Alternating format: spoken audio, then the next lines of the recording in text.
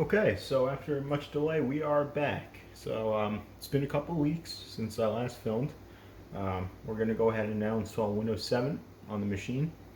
I'm going with Windows 7 the first time around because I want to see what it was like to use the same configuration today.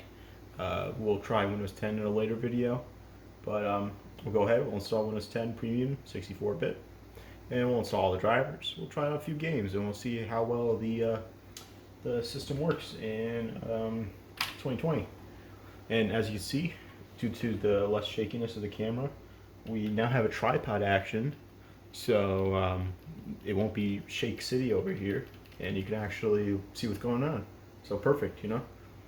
Gonna go ahead, boot into the boot menu. It's a good question to figure out which one of these is the top drive. I have the distant drive. I'm gonna go ahead and go with that one. Let's see what it does. It's currently a bajillion. Oh, that was not the right one. So we're gonna go ahead and try disk 2. Hopefully that doesn't. Oh, nope. Control Alt Delete. That really sends the commands to the system restart in this mode. I'm gonna keep hitting F8. That's the key to get the boot menu on this motherboard. I still remember this from back in the day. Let's go to SATA 3. Let's try that one. And that seems to be the correct one. I see the LED indicator being activated on the computer right now. And perfect. Booting right into the Windows is loading your file screen. Seen this one too many times. Yeah, it's currently like almost 90 in my apartment right now. And I can't have the fans on for filming, so it's sweating up a storm. But I got some hydration assistance with me for the video. I don't just miss optical media, you know, hearing that disc chug, hearing, seeing the progress bar slowly crawl across. But I could have built a USB installer. I believe the BIOS supports booting off USB hard drives, but I have CDs made everything. I mean DVDs made everything, so I just grabbed a DVD. And this got some DVD drives. So let's go ahead, wait for Windows to load. I think the N-Force chipset is plug and play. I don't need to download any drivers and then and point it to it during the setup, but we'll see. I don't think I have to point it to the INF file. With Windows XP and in earlier versions of Vista, if you were running on a SATA system with AHCI enabled, you were in legacy mode, you would need to load the drivers in during setup. With XP, it was through a floppy disk, or you could slip them into the image using like tools like, I believe it was Nlight, to basically put in the INF files you want to use. And then, so like for an Intel system, trying to install Windows XP, you would make sure to load in the ICH driver for whichever chipset hub you're using. So if you're using like the ICH9 chipset hub, you make sure to put in the driver for the AHCI mode on that chipset if you wanted to use it with Windows XP. I believe the later installers came with it natively, but like the earlier builds, definitely pre-SP3 for XP, and I believe the original release of Windows Vista might not have had it built in automatically. Maybe Vista did, but definitely not the early versions of XP. You see a similar thing if you try to install Windows 7 on an NVMe drive. You need to load the NVMe driver for earlier installers of Windows 7 because that just wasn't a thing when Windows 7 was released.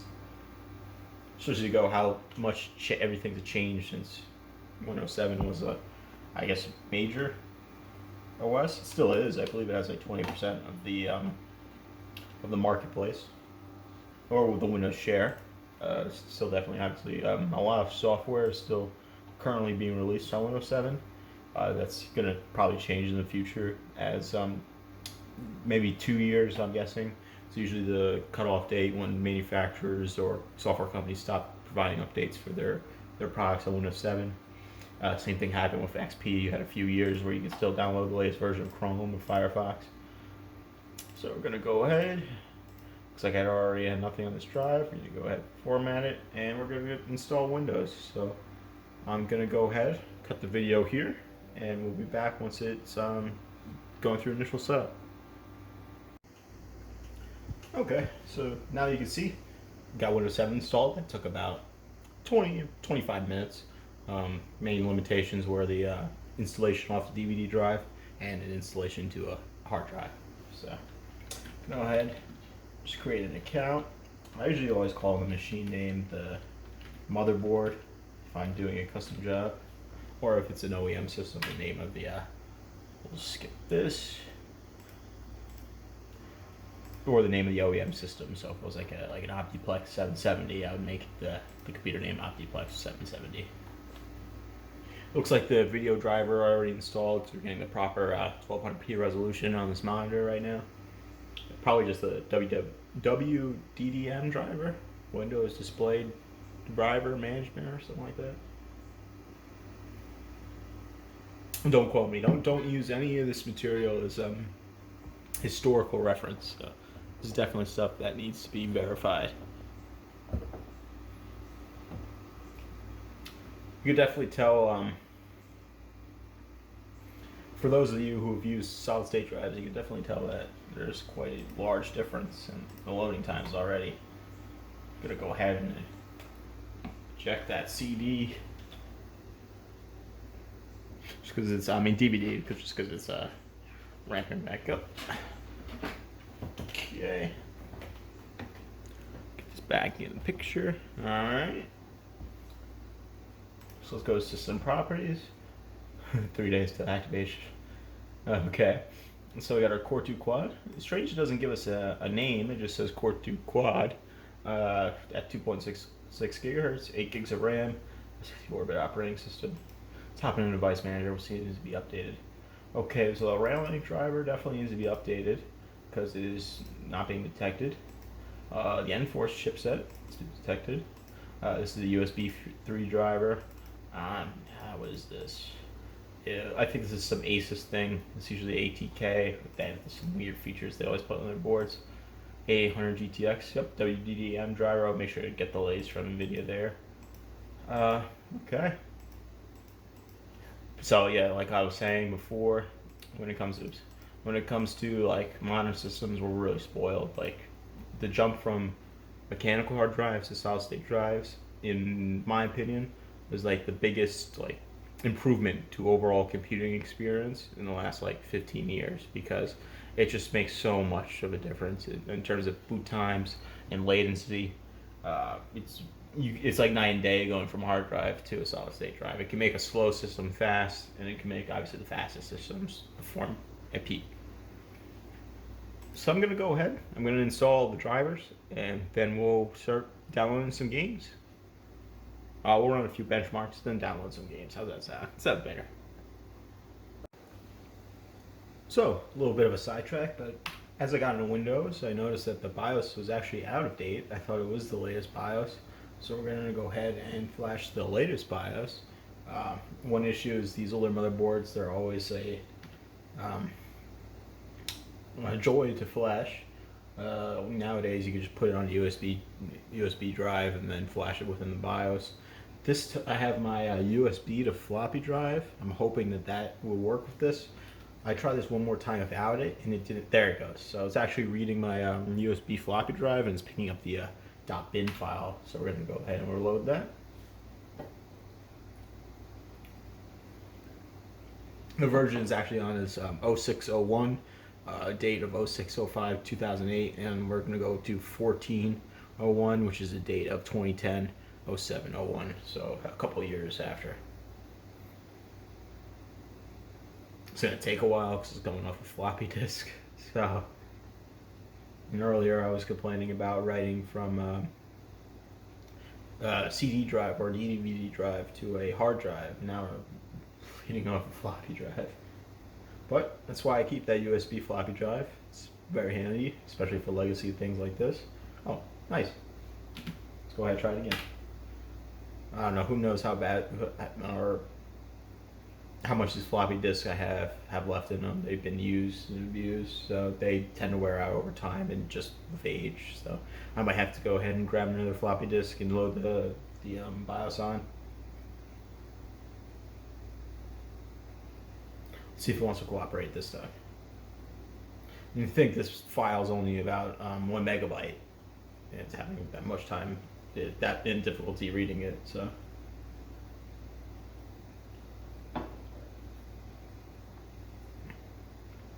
you know what? I'm gonna cut it here, and I'll reboot to the machine once the BIOS. Oh yeah, I'm gonna go ahead and grab another floppy disk. Let's redo this. So I grabbed a new floppy disk, copied the image to the floppy, and it looks like this one is working a lot better because at least I was able to read in the image correctly. So I'm gonna go ahead, flash this BIOS to the latest one, or flash the latest BIOS, and we'll go from there. So it looks like after I updated the BIOS, a few things broke. Mainly, I had updated to the latest video driver, but as you can see, it's running in Windows Basic mode. It uninstalled itself. I'm guessing, or the driver uninstalled itself. I'm guessing the updated BIOS changed a whole bunch of things. I also realized that the CPU multiplier was not set correctly. It was set to 6 instead of what it should be a 10. So I went ahead and set it to the correct multiplier. I don't think I had to do that back in the day, but hopefully I didn't, and I didn't realize it that whole time. But as you can see, it's now reporting the correct clocks. As you can see now, we have a metric ton of Windows updates to apply. I'm going to go ahead and update everything I think needs to be updated, and we'll go with benchmarks tomorrow. So I'm going to stop filming for tonight. It's getting way too hot in my apartment now, and we'll continue this back up tomorrow, hopefully with an updated copy of Windows. Okay, so after a few hotter than normal New York days, we're back at it. Let the system finally update. So we are now running a fully up-to-date copy of Windows 7. I might get the pop-up saying that we're now out of service.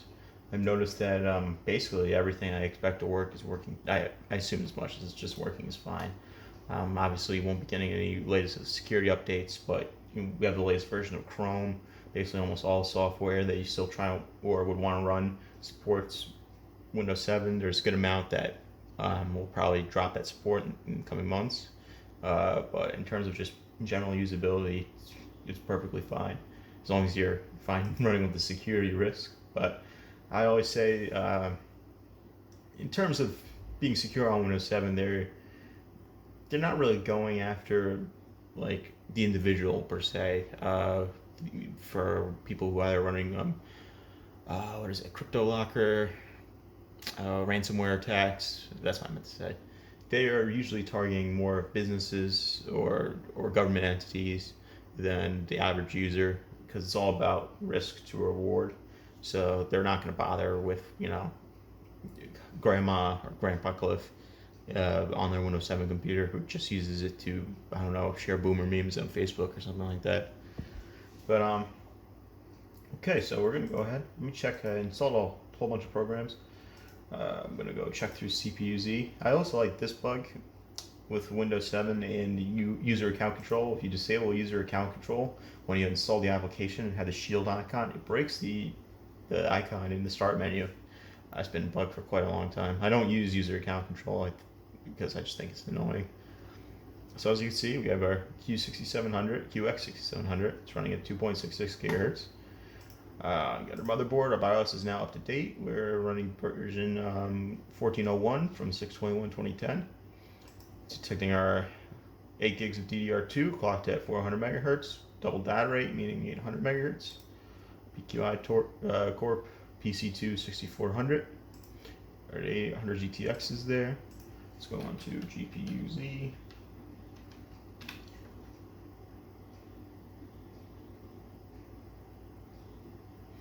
So we have our 8800 GTX by EVGA. We have our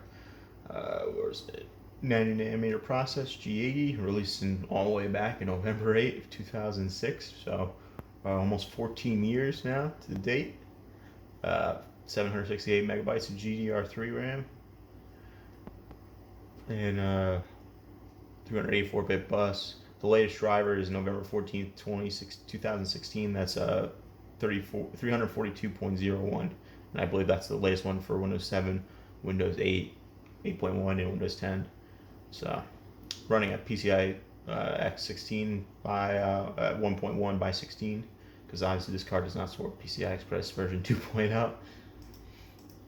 It's running relatively what I expect. It's about 61 degrees. They idle on the hotter side.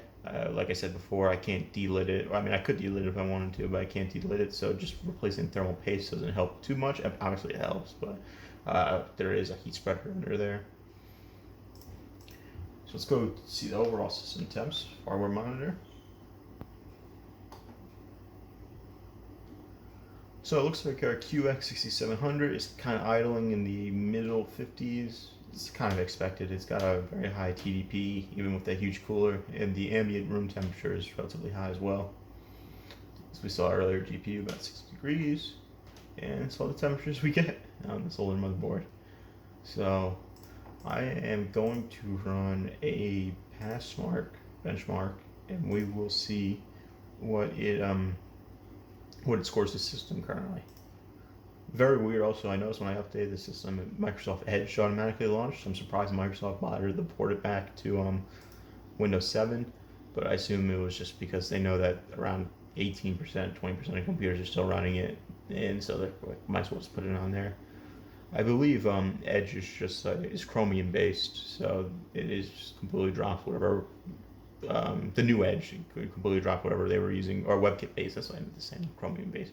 So they basically dropped whatever old renderer engine they were using, the old version of Edge, and obviously IE. So we're going to go ahead and run this Pathmark benchmark, and we'll go and see the results once it finishes running.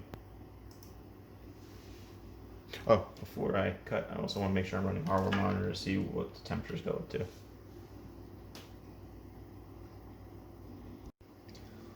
So the Passmark test just finished up, and results are not good. It's definitely showing its age now because we got a score of 105.9, which puts us in the first percentile. Qualcomm systems tested with, I believe, Passmark 10. Our CPU scored 1942.8, puts it in the 6th percentile. Our 2D graphics mark scored 7.2 in the 3rd percentile. Our 3D graphic mark score, really carrying the system, scored 565.3 in the 14th percentile. Memory was in the 5th, and disk was in the 12th, giving us an overall a slow system. So I'm going to go ahead and close this out. It really shows you how much things have progressed now. And this is with all of the latest drivers installed. Forgot to show this. I have everything updated. We have our 8800 GTX, our storage controllers from Enforce, our Rail-Link wireless G card, our NVIDIA Enforce network, CPUs, Realtek audio. Basically everything's all up to date, latest version. So after that, I am gonna go ahead and download my Steam account, install some games. We're gonna play a game of League of Legends. We're gonna play some Steam games, and we'll see how it performs. So I'll be back in a little bit. Okay, so we loaded into a game of League of Legends, and one issue I could see is that I don't have a mouse. So I can't click on any. I mean, I can click, but I have no idea where it is. So this is gonna be fun. How do I? This store is the click on the guy, right? There we go. Okay. There we go. That's good enough. Level up my Q. Okay, Alt Q.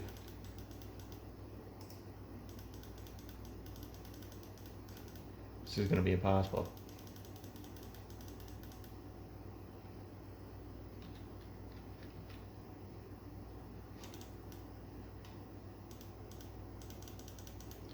Okay, I can kind of guess where it is.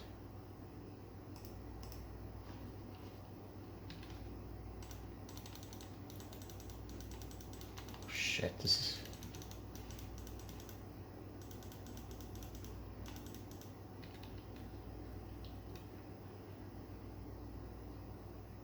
See if I can figure out, okay, video.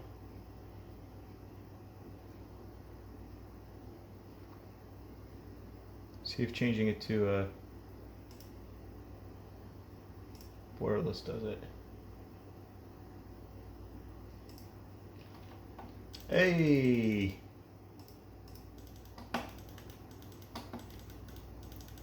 I have a mouse, people. We're doing it. See? Easy mode. Don't even need a map. Okay, so now that I have a mouse, I could actually change some settings. We're gonna go ahead and put on medium. Okay. I can train. I usually play on a 4K monitor. Let's go ahead and bring this down to 50.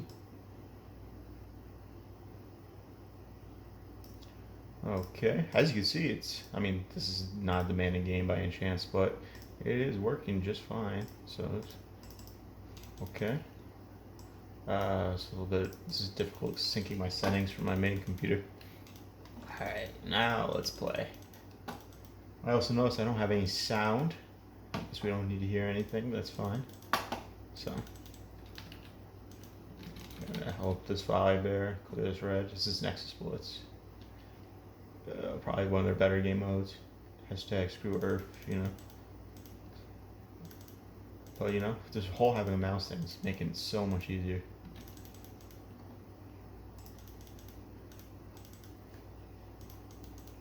I'm also playing at a terrible angle for the camera, so.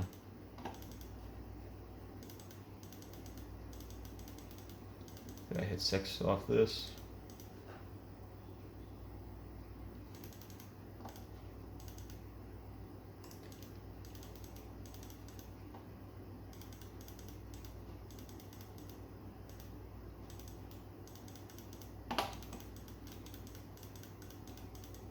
We're getting a nice solid 70 FPS, a medium, at 1200p. I mean, like I said earlier, not a demanding game at all. It's nice to see that I can still, you know, do things. Huh? Try to kill his golem. Oh, I'm dead. I am so dead. Yeah.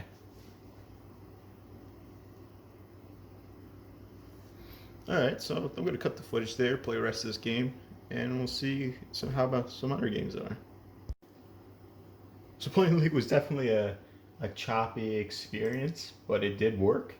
I can't imagine playing it with like Discord in the background would make it any better. Definitely would make it worse, but we were able to play the game just fine. So I'm gonna go ahead and try a few more games. Hopefully, I was supposed to have Rivetune and statistics running in the top left-hand side, but it doesn't seem to work for there, where I had to probably manually specify it. So I'm gonna go fix the sound issue, and then I'm going to play some other games. Let's try Minecraft, and let's try a few Steam games, and then we'll wrap it up for this video series. Well, at least this one. Then I have more stuff coming down the pipeline. Okay, so I got the overlay working, so now I can see our FPS, our CPU usage, our temps and clocks. So this is BioShock Infinite, kind of definitely an older game now. I'm running it at the medium preset at 720p. This monitor is actually 1200p, but you can either run it at 1200p very low or 720p medium. So I'd pick 720p medium. And if I was still using, I guess, this machine in 2020, I would pick a 720p native monitor. I wouldn't try to push it any higher than that.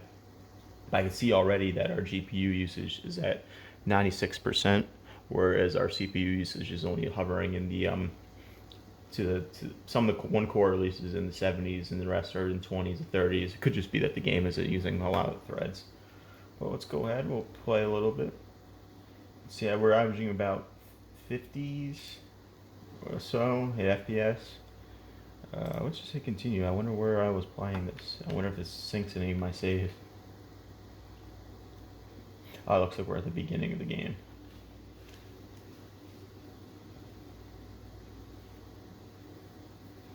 Now we're hitting a lot of CPU usage. It could have just been because we were at the loading screen. That's why I wasn't using anything. I still don't have any sound though. I don't know what's going on there. And alright, definitely seeing some interesting frame times. I could tell just by how it's smooth, or the experience is.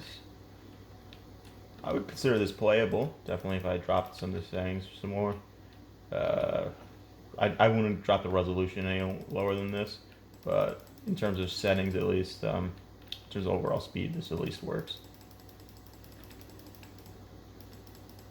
I would like to have some sound right now, but something wrong with either driver or maybe the sound IC on the board.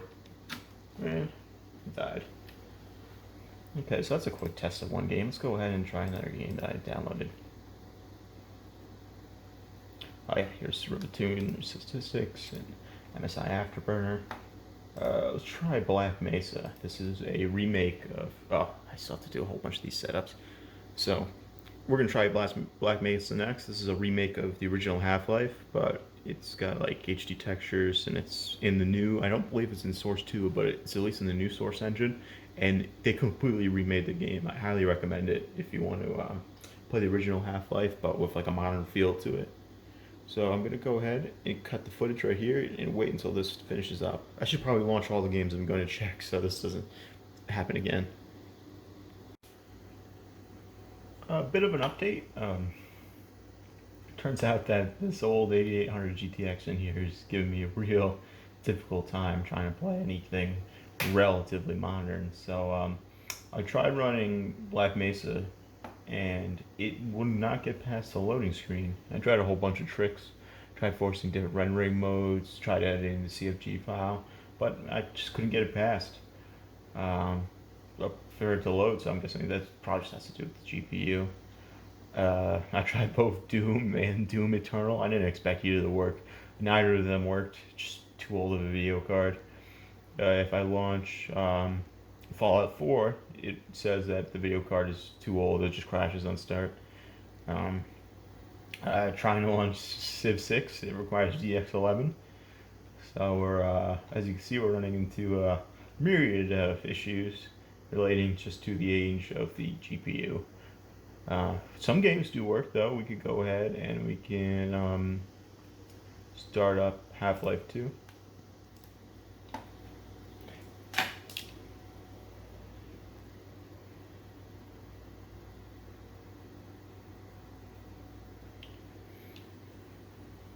And I've set the resolution to native, so 1200p, and all the settings are maxed out.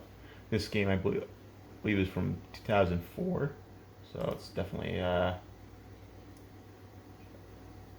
just gonna load some random. I'll say it's definitely a game that this card can handle.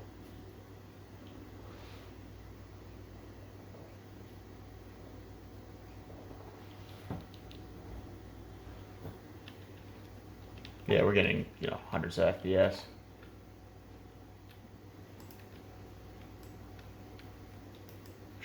I shouldn't play this too long, otherwise I want to play it through the whole campaign again.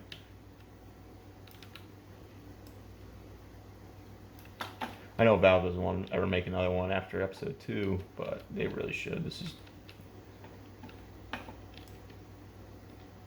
there, I still know how to play this.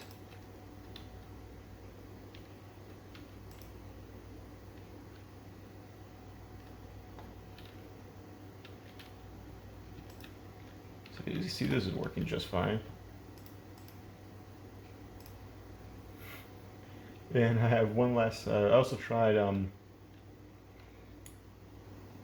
Skyrim. Skyrim worked just fine. I mean, it was on the Xbox 360 and the PS3, so any of those games that kind of came out on the 360 and the PS3 should work just kind of fine on this computer, because I believe the GPU in the Xbox was an X1900 Radeon based GPU, either based off the X1950 or the X1900, or maybe it was the X1800, but it's that architecture.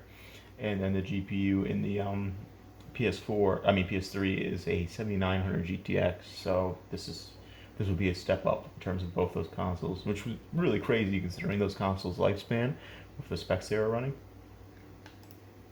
So I believe the PS3 had 256 megabytes of RAM, or the 360, and the 360 had 512. It was one of those two.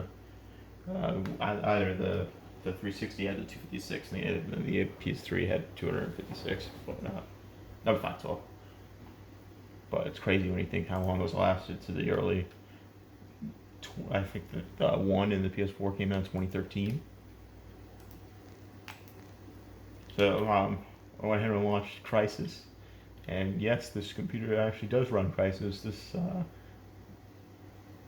Crysis was launched about the same time as the 8800 GTX. So I believe these were both from early 2007. Yeah, I know at least Crisis is from 2007. Let's go ahead. I think I have to start a new game. I let it load the optimal settings. So, but this is at 1200p. Yeah, yep, Nano Suit.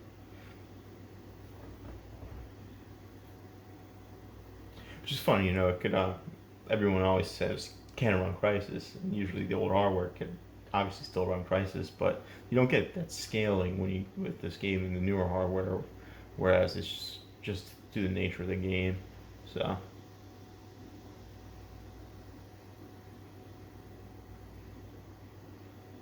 I think when I do these next time, when I do future videos, I'm gonna at least have some speakers so I can hear what's going on. I mean, if I can get any sound out of the computer.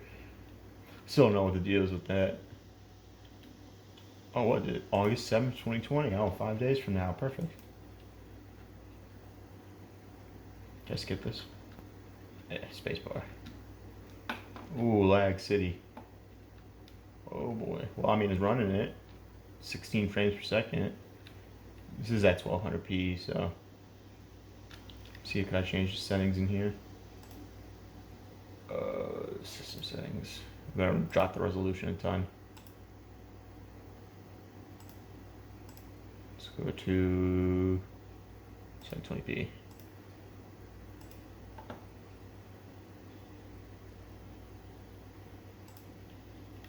Okay, it's better. 30 FPS. See, so when this game launched, I believe it's the I for night vision. I believe the 8800 GTX was the fastest GPU available, and this would have been like probably one of the faster CPUs available. So I guess you could overclock both the CPU and GPU and get a little bit better performance. But we're only getting in the mid 30s FPS while playing this game while playing Crisis. Soon might get a little bit better as we finish this launch. This drop sequence. Game still looks very, very good. So it's probably why it was always the hardest game to run for such a long time. I mean, it looks terrible right now. That's because it's at 720p in lowish settings. I'm guessing this game probably supported SLI and Crossfire, one of those titles where you really needed to have that technology working in order to play the game in fluent FPS at a high resolution. You can see the GPU is pegged at about 96 to 100% right now. So, but it runs, so I can't say that for most of the newer games that obviously rely on newer technologies that the 8000 GTX just does not provide, and CPU technology as well. I didn't even bother trying games like Fortnite or what's the other one called? The Apex Legends. Yeah, the Apex Legends, because they require, I believe, newer CPU instructions that the Core 2 Quad just does not support anymore. But you can see we have a lot of room for improvement in terms of raw performance on this, in many of these titles, because the CPU is always idling around 50% or so, whereas not idling, but it's only being worked to about 50%, whereas the GPU is the thing that's getting pegged the whole time. So I go ahead and quit out of this. So my next game plan is, I don't know what order I want to do this. I'm either going to be building a gaming computer to sell, just trying to get rid of some stuff in my collection, especially with the whole Rona situation, trying to get a little bit of extra cash income, save it away for when inflation kicks in and it all doesn't matter. But I'll either be building a gaming computer built based on I believe it's a third or fourth gen Intel i7, so a lot newer. I have a GTX 1650 that I could use to put in that system. I don't believe it'll be compatible with this computer, but I have a GT. So my plan for this computer is to now.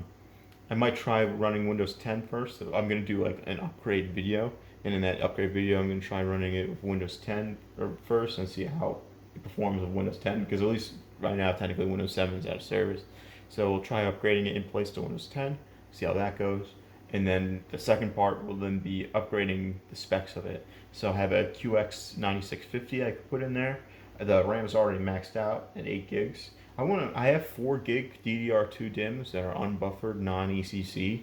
I want to see what happens if I just put one in there. I believe the chipset sets the memory, the maximum memory. So I believe in the 7800 series chipsets can only do, I believe, 8 gigs of memory total. But we'll try. We'll see what happens.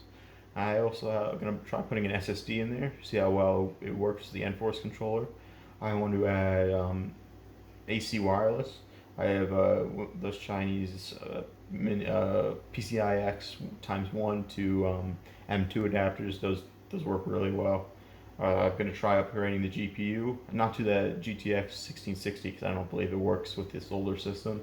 I'll try it and see what happens, but I put it into another system that was the same architecture, LGA 775, and abrupt cut. But guess it turns out that my S8 can only record into 10-minute lengths in the settings that I have right now. So it just timed out on me when I was speaking. Uh, Definitely something I need to pay attention to in the future. But I was saying, can't put. I mean, I tried that GTX 1650 in a LGA 775 platform and it didn't work. But I don't know if I include this in the previous. Now I'm just guessing. I don't have any script or anything. But I have a GTX 970 I could try, and I know that would be definitely compatible with this because I had ran something similar, and I believe. I put an RX 460 in a P5Q Deluxe, so very similar. I believe the incompatibility stemmed from supporting legacy only BIOSes with the newer UEFI GOP BIOSes. Uh, so overall game plan, this is a recap if I haven't done this already. We are going to put a QX 9650 in here. Well, first we're going to upgrade the system as is in Windows 10, see how it runs Windows 10. I assume it'll just be fine. It'll be a little bit slow on a mechanical hard drive in the age of the CPU. But we're going to go ahead and upgrade the system to a 9650. I'm going to try 4 gig DDR2 DIMMs in there just to see what. These are not the server DIMMs, these are actually unbuffered 4 gig DDR2 DIMMs. I want to see what happens, and not the AMD specific memory chips. These actually work on Intel platforms that are certified for it. And we're going to upgrade the GPU. We're going to add AC wireless. We're going to add a sound card if I can't get the onboard sound to work. I don't know what's going on. I haven't tried troubleshooting it that much. But I know my original P5ND board, the sound was the first to die on it, so maybe it could just be something related to this series of boards. And then that's it. So go ahead and see you in the next video. I don't know if the next video is going to be building another gaming computer or upgrading the system, but till then, see you then.